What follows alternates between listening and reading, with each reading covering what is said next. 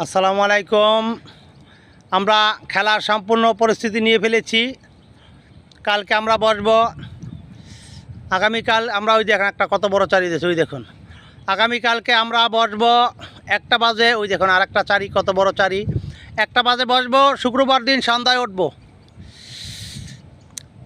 শুক্রবার কালকে আগামী দিন শুক্রবার আমরা 1টা বাজে বসবো, শনিবার সন্ধ্যায় উঠবো।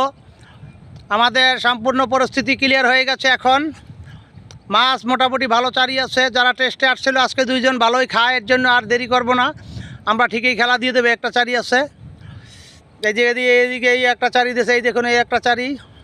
ওই যে চারি দেখুন মাছ কীভাবে চাইরা, এই দেখুন এই যে।